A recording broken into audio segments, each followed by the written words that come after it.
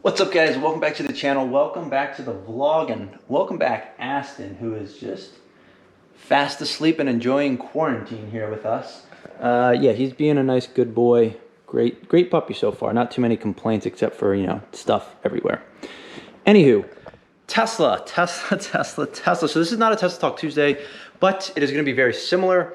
Tesla released earnings on Wednesday after the bell, so after the market closed. And well, the stock shot up after hours to like $885 a share. It was skyrocketing. Things were looking great. The next day, the stock sold off, actually ended up down on the day. And then today, Elon decided to tweet at around 11 o'clock that he thought Tesla stock was overvalued, IMO, which is in his opinion, and the stock sold off another like 10%. So from 885, we're down to like 700s, maybe 600s. Wait for it. We closed at 701.32, so that's almost like a 200-point swing. Either way, we're still doing great year to date. Anyways, this is going to be an earnings call sort of recap. I listened to the earnings call transcript. It's about an hour long, including all the questions and answers and all that stuff. So I'm gonna quickly go through that stuff. Hope you guys enjoy it. If you do, please give this video a thumbs up and hit that subscribe button. It would really help out the channel. Either way, let's get right to the earnings stuff. So if you guys actually want to see any results or listen to it yourself, you can go to ir.tesla.com. You can hit listen to webcast and you can listen to it and see anything else. But if you don't want to do that, I'm going to go through some high-level stuff. We just took a bunch of notes here for the earnings. So I'm going to try to get through this fairly quickly and then maybe dive into one or two things afterwards, but maybe not. Anyways, let's just jump right into it. So first and foremost, first profitable Q1 ever is my understanding, so that's obviously fantastic. The Model Y ramp was even faster than the Model 3 ramp at the Shanghai factory, which was also even faster than the US Model 3 ramp, so Model Y crushing it out there. Going into full self-driving, they will have more full self-driving capabilities by the end of the year. However, right now they released the stop light and stop sign capability, which I've talked about in some past videos. What's happening right now is anytime you press the accelerator pedal when you come up to a green light to keep the car from stopping, it's effectively training the neural net. Tesla is saying that they're labeling reality, and being able to label reality, which is basically saying, yes, this is a green light, go ahead. It's increasing their full self-driving, the neural net, it's training it, and that no other manufacturers have something like this.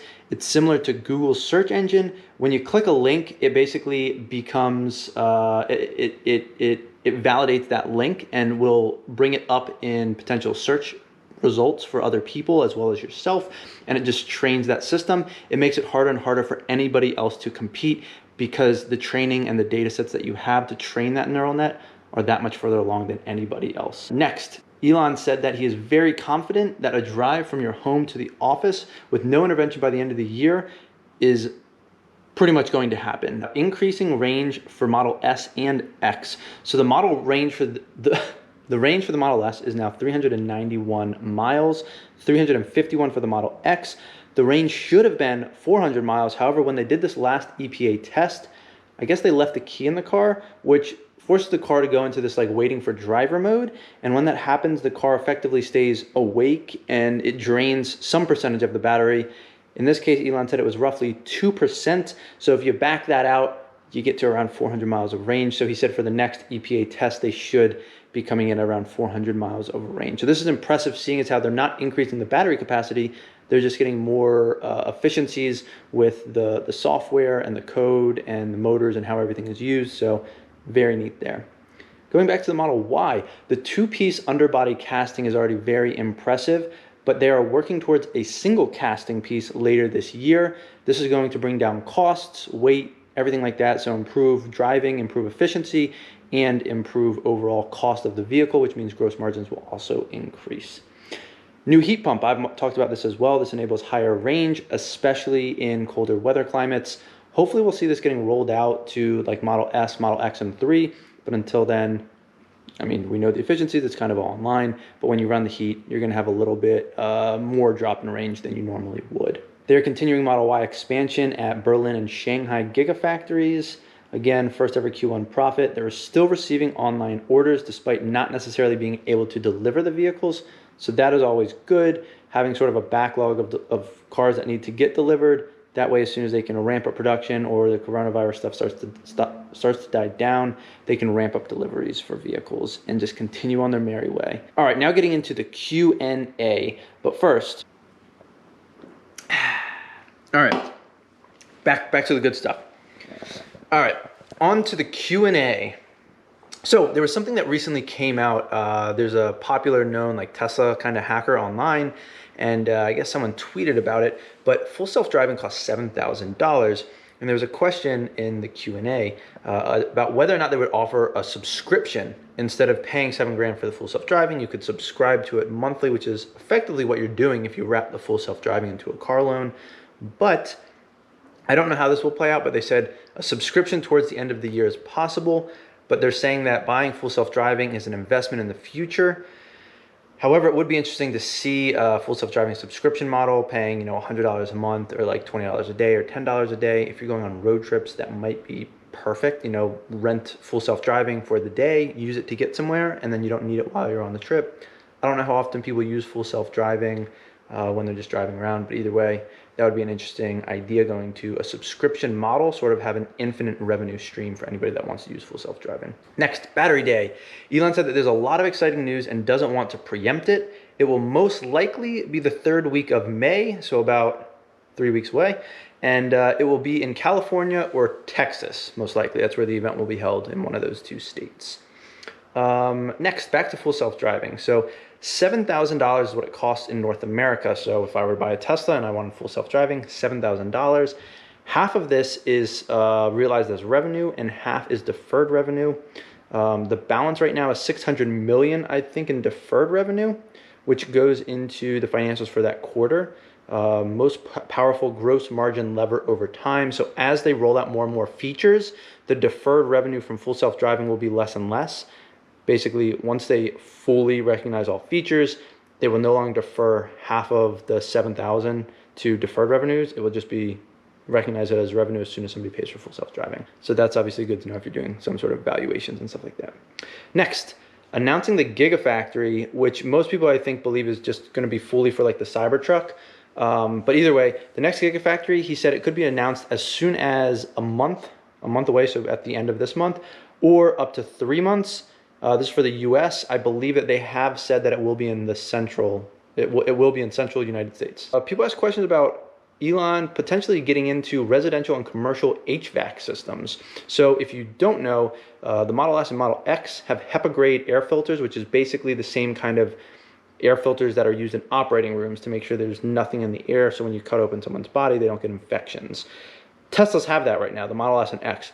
Model 3 and Y, he said, don't get them wrong, fantastic, but they are not as large of air filtration systems as the S and X. He did talk about some things about how it would be interesting to get into that. However, right now, he did say that they have a ton of things going on. They obviously have the Cybertruck in the pipeline, the Roadster, the Semi. They have Powerwalls. They have solar roofs coming out. And because of all of this, more gigafactories, because of all of this, getting into HVAC systems for commercial and residential uses are probably not going to be what they're focusing on right now. Next, company liquidity at the end of April. So they did say that they have $8.1 billion in cash and cash equivalents, and they don't really have any additional color at this time. Next, Elon said that they will weather the storm of the coronavirus, so being shut down. Basically, right now, they're being forced to not make any cars in, I guess, the Fremont factory. Is that the main one that does like the SX and some 3s? Basically, they can't work right now, and Elon's pretty mad about this if you haven't seen his tweets recently. He's saying that this is not a democracy anymore. People don't have their freedoms. People want their freedoms back, etc., etc. He's saying that many of their suppliers and other small companies will not last the storm, but that Tesla should be able to weather the storm, and that it's going to be devastating to the economy and potentially some of their suppliers. So we'll see how this plays out. We'll see how Tesla plays out, but it's definitely an interesting situation right now. Next, gross margin on Model Y. How did they achieve this so quickly? Why did they get this so fast? The quick and short answer to that is that the Model Ys that have come out carry a higher ASP, which is average selling price. It's higher than the Model 3, which you can obviously see if you go online and look at the cars. The performance and the long range are roughly like 60,000 and like mid 50,000. So that's obviously higher than the Model 3 performance and long range Model 3. Now, The other thing is they've only been selling the performance and long range. There is no standard range Model Y right now. So when they come out with those, that will obviously be a lower average selling price. But this definitely helped boost margins initially. On the cost side, they also didn't have as high of costs as they did when they rolled out the Model 3. This is due to, there's a ton of commonality with the Model 3. There's lots of existing workforce with knowledge, as well as factory setup knowledge that went along with the Model 3. So just rolling that over and seeing as how the Model Y is a very similar platform, there wasn't much like training, ramp up of production wasn't as hard to do, which drastically brings down costs, meaning that the margins on every car sold are much greater. Someone asked about full autonomy by end of year and how he sees the rollout of the robo-taxi fleet. So Elon basically said that they're slowly going to release more and more functionality of full self-driving. And the way that these features roll out is that they basically go through extensive testing / simulations.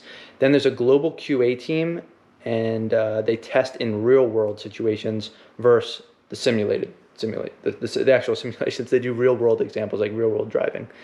Then they release to small beta testers that are like Tesla employees. Then they have beta testers outside of the company. Then they have early access Tesla owners, then a broader release. So that's sort of the whole path of how they release new features. The biggest things that they're focusing on and the hardest things are complex intersections and complex turns at intersections. Also busy malls / like parking lots and things like that, and then special events. So those are all sort of outlier cases where it's not as like black and white as far as like driving down a road with lane lines and like a stop sign with a four-way stop. Like it gets much more complicated, and that's where these like sort of edge cases need to come into play. And then going along with rolling out the robo-taxi network. So he said, hopefully by the end of the year, like he said earlier, there should be, driving from your home to your office with no intervention. So rolling out some sort of like robo-taxi network with supervised by drivers, then no supervision, and provide vast amounts of data to regulators so that they can hopefully get it approved. The biggest problem is the what if. It's difficult to predict how long it could take regulators to approve, and that's what will take the longest for sure. However, Elon did say quite likely next year in some markets. Yeah, that is pretty much it. I think we're gonna end up here. Don't wanna make this too long, and I hope that was helpful trying to condense the Tesla earnings call into the short video. So if you enjoyed this video, please again, give it a thumbs up. Subscribe to the channel, it would really help me out. And I guess until Tesla Talk Tuesday or something over the weekend, thanks for watching, guys.